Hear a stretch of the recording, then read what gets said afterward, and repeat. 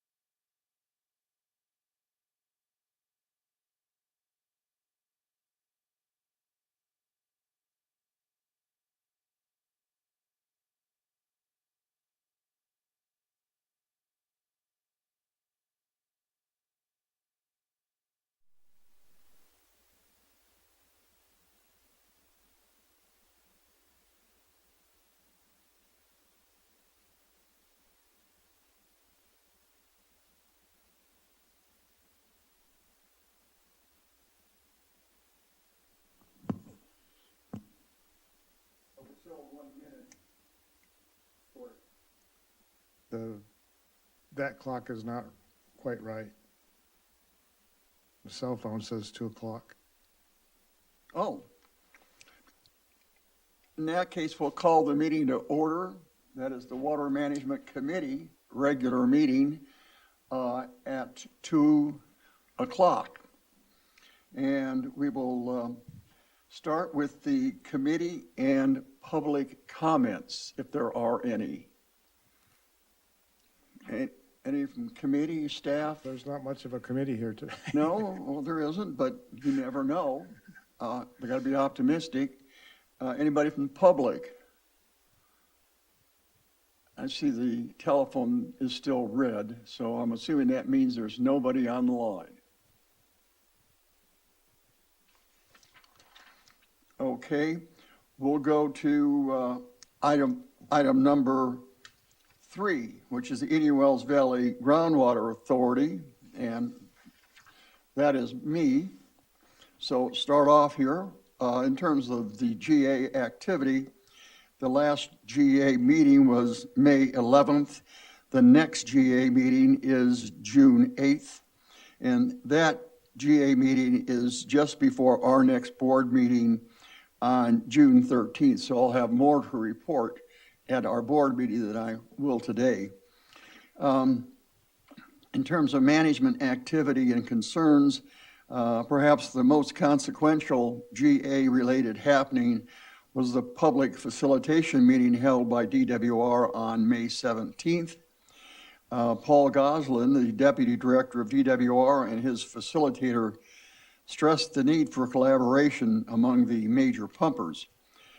Paul also stressed the need for overdraft solution to be a local solution and emphasized that the GSP could be modified as needed. I may be reading too much into what he said, but I thought he indicated that there was maybe some flexibility in modifying the grant that we received if indeed we changed our GSP. And that's not unreasonable, because a lot of times our state grants, we modify them halfway or 3/4 the way through. So I think that was all a very positive note from that meeting.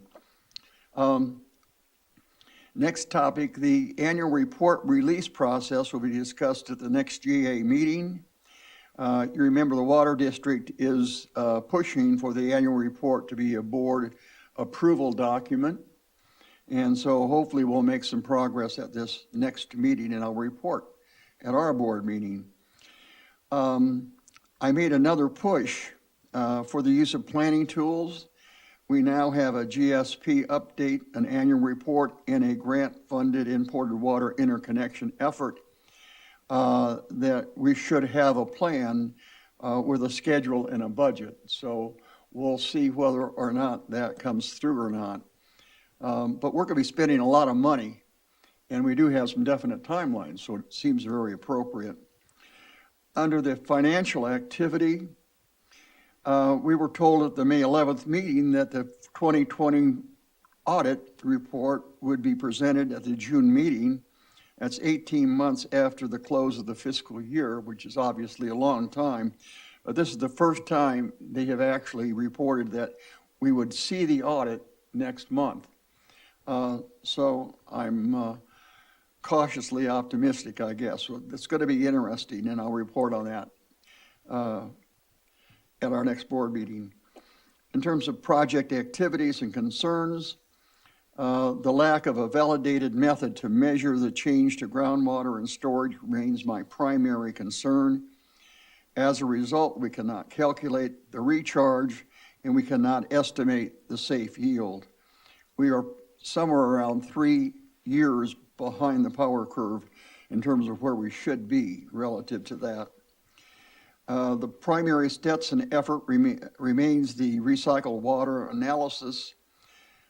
Section 5 of the recycled water report was due to be released to the technical team during the week of May 16.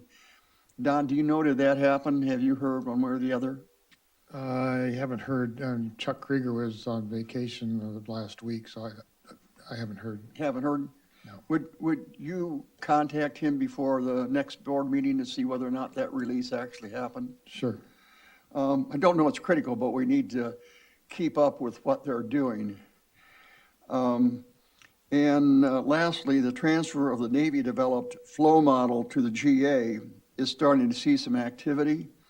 That model is critical for the January 2025 GSP update and is now only 2.5 years away. Now, it sounds like it's a long time, but when you realize that that model's been in development for 6 or 8 years, and we actually haven't done a lot to it, that still might not be an easy push. So that was all I had to report, but more than willing to answer any questions that anybody in our audience or staff might have. Only thing I would add, I don't think you mentioned there's a PAC meeting tonight. Oh, okay, thank you. PAC meeting tomorrow. Tonight, Tonight. and the main agenda item is the communication engagement plan. That's my bad ear on this side. Okay, thank you. Sure. Mr. Sanad. Hello. I have a question, and I have never heard anybody from the GA really discuss how much they pursued an interconnect with LADWP until this last meeting.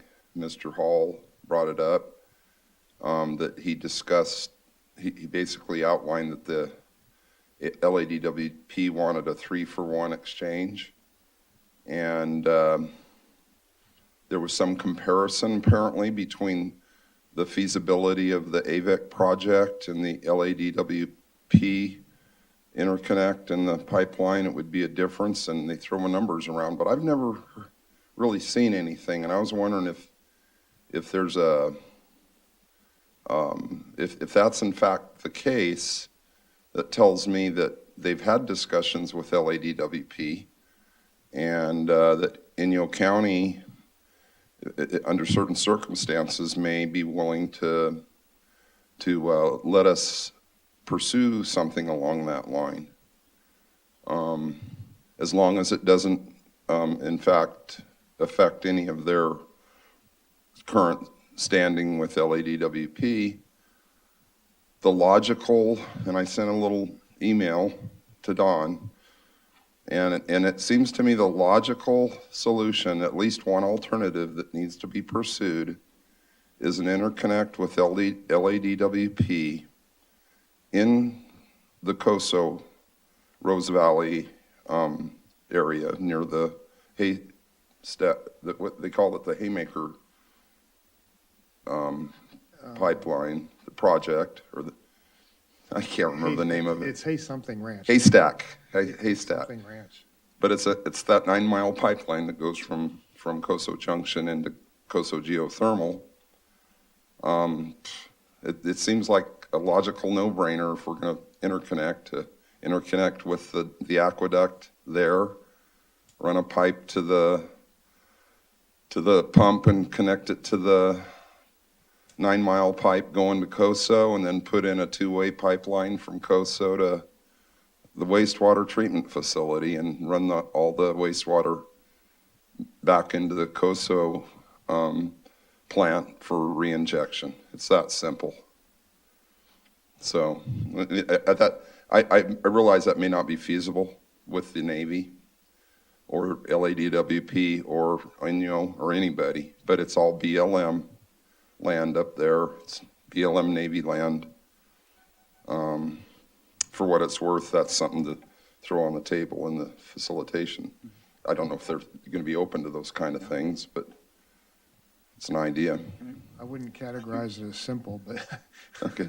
I like to, it's an option. I think maybe engineering-wise, it's simple. Politically But and of course, the problem is, I know when Ron Kaczynski was the water district's lead person on the GA, he would continually bring up the fact that a north interconnect means so much more difference or more intelligence than a southern interconnect for multiple reasons. Not looking at any one specific design, perhaps, at that point in time. And I know there have been, and Don maybe could add to that, some discussions with LADWP, but in my mind, it's more of a political issue, although, we can't stop pursuing any potential solution, in my mind. And if there's any reason to believe that we could get everybody in the same room to all shake their head in the same direction, I think we probably should continue to pursue that. It's the question is, how do we get that ball rolling within the GA, considering all the political ramifications? Don, we don't want to put you on the spot, but would you like to add some details to all that's been going on for the last 5-10 years? Well, I can share what I've shared before, and that's that there was a meeting, maybe 3 or 4 years ago. Stetson and myself met with LADWP, I believe in Capitol Corps was there as well.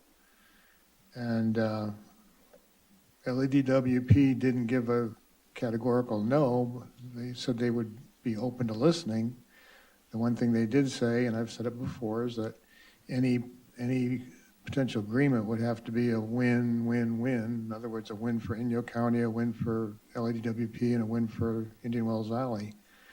And as everybody knows, they're very sensitive to public relations, and in particular in Inyo County. So, yeah, so for good reason. For good reason, absolutely. I think that Inyo County might actually benefit by finalizing essentially the deal that we're looking for. We're not going to take any excess water from Inyo County. We're going to protect what we've got up there, if we have any, in that watershed area. And I know that Inyo County is ultra sensitive to the idea of growth. And I think with the general plan work that's going to come up, and maybe a different philosophical attitude on the part of the city, the limitations of growth and sustainability this may be just the solution for a lot of overarching issues in this valley. So I don't see the growth curve existing for any reason economically above the Mojave Cal City line, so to speak. I mean, Cal City, obviously, they tried growth with a big subdivision. That's why it's a big open area. There was nothing to put there except for prison and pot farms.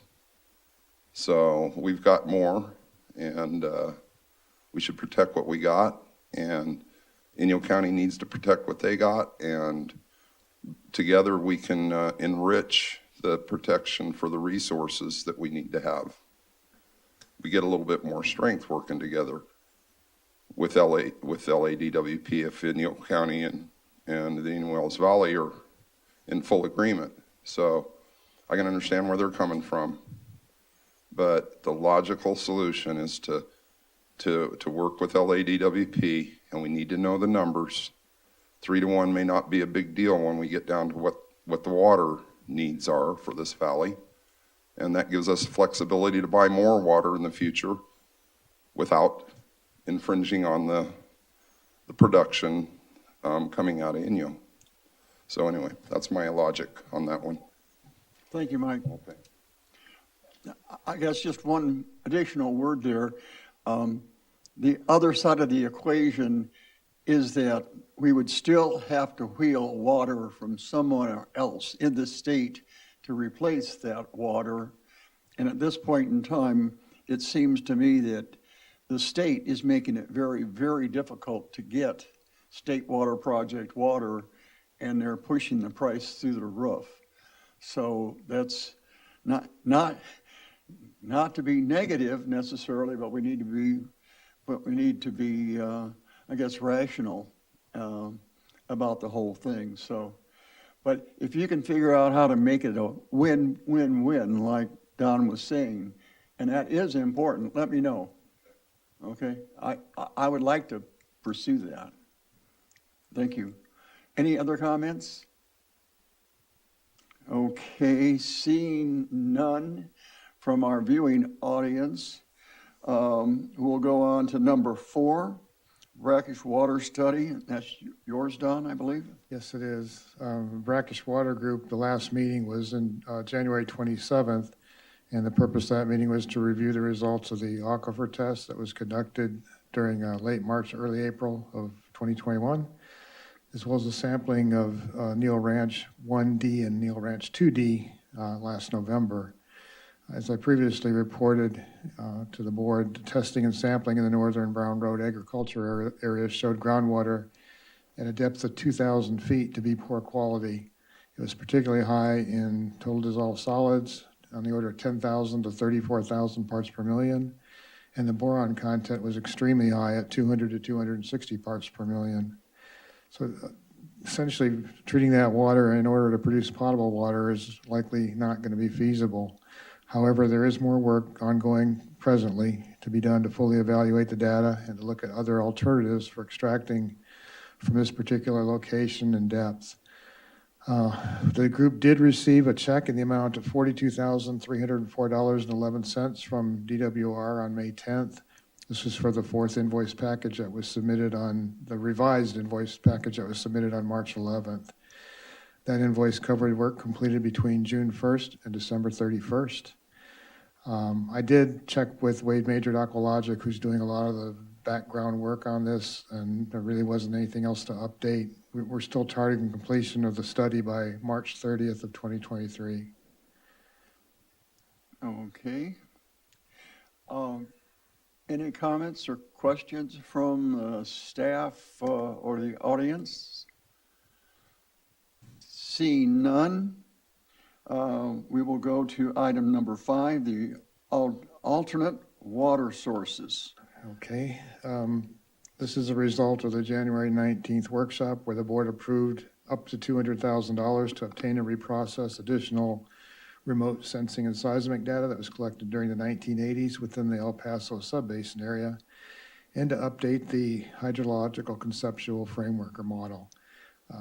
Total projected costs, including the cost to update the hydrological conceptual model, is $173,223.30 below the budgetary figure. So at this point, Columbia has completed reprocessing of the 59 miles, the 1982 seismic data that was acquired, as well as 40 miles, the 1988 seismic data. It's been loaded on a file transfer protocol site for John Jansen's review. John has loaded all that data into what's called OpEnTech, and he's prepared a PowerPoint that compares the original data to this reprocessed data to show the improvement. And we do see significant improvement in the work that he's done so far. So he's currently still in the process of interpreting that data and preparing a report. So that's the latest on that. Of course, this work that's being done is going to be folded into the storage study that's being done. So John's schedule kind of dictates the schedule for the storage study. I haven't heard back from John when he intends to finish his interpretation, but I would anticipate it should be within a week or two. He started it a week and a half ago, I believe. So, but as I said, we're seeing really good results in the few that he showed comparing the older data to the new reprocessed data. So that's encouraging. The April 11th board meeting, following a discussion by the board looking for grant funding for a pumping optimization project. The board directed staff to draft a project scope that would not only consider drilling wells in the El Paso subbasin area, but also looking at opportunities for recharge component in that area. There's agreement that it'd be beneficial to look at multi-benefit projects, as Tim Parker suggested, instead of focusing exclusively on an optimization pumping project. A draft scope is being prepared. Originally, we intended to have something for this meeting, but it looks like it's going to be more, well, it'd definitely be for the June 30th water management meeting. Tim has been involved in many other projects, and so it's taken time away from his effort to put that scope together. But so we'll have something for the June 30th meeting. He indicated he might have something as early as Monday to review. Okay, great. I would like to point out that it appears that Capital Corp Group is actually making some headway toward helping the city with getting $4 million for their wastewater treatment plant. So I would like to, again, put in a plug for us. Once we figure out what the scope of what we're trying to do is try to get in touch with, well, we probably have to work through the GA. I mean, it's pretty obvious. I think the city just sort of took for granted that they could use Capital Corp for whatever they needed. And I think that's going to work out well because they might get $4 million. So my feeling is I really like working with Capital Corp, and if they can get money, I'm all for them.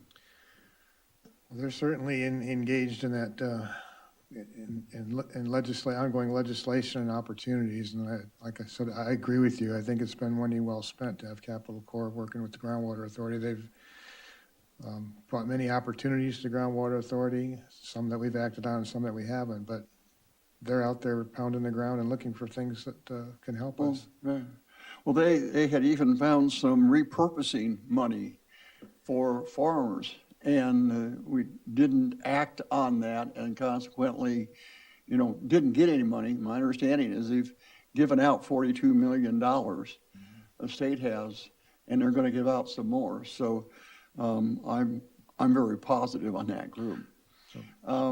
Okay. Speaking of grant funding, just so you're aware, there was that, I think it was called a grant fair where several organizations presented opportunities. There was one on the 18th and one this past yesterday, Wednesday, and Ty watched it. Didn't get a sense that there are too many opportunities, partly because of our bond rating.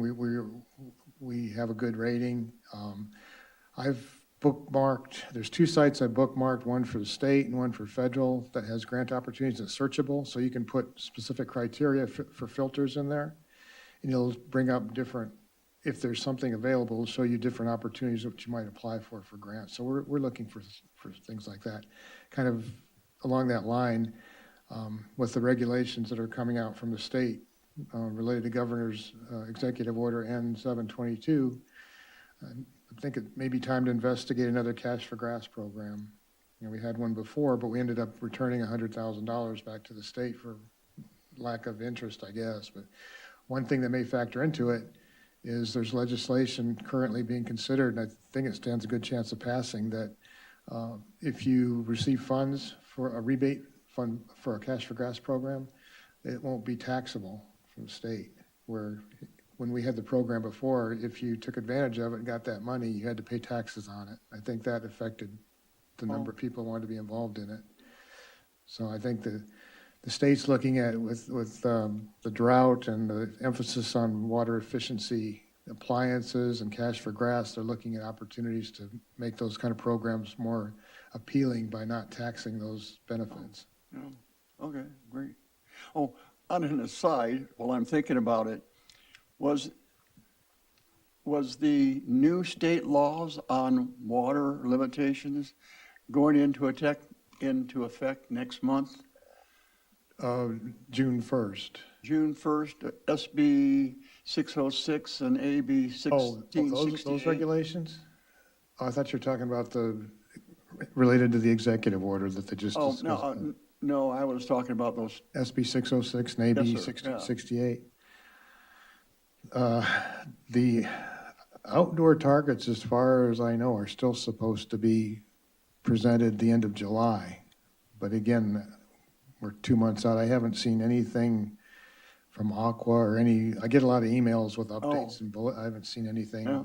updated on that. I'm just remembering that I thought, you know, I've been trying to follow this now for 2 years, and it seemed to me that either June or July of 2022. 2022 was the magic date, and then they sort of stopped trying to determine what okay, we're going to have this law, but we don't know what it is yet.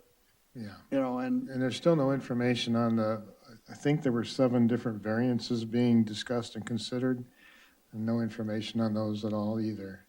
yeah, okay. And of course, we're very interested in the exemption or the variance for evaporative cooling. Oh, absolutely. Yep. Okay. Any other comment from anywhere? Okay. So now on to item number 6, future agenda items. Anybody got any ideas?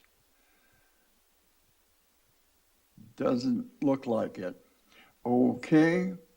We'll go on now to item 7, which is adjourn. So we will adjourn at 2:25. 2:25. Thank you for attending.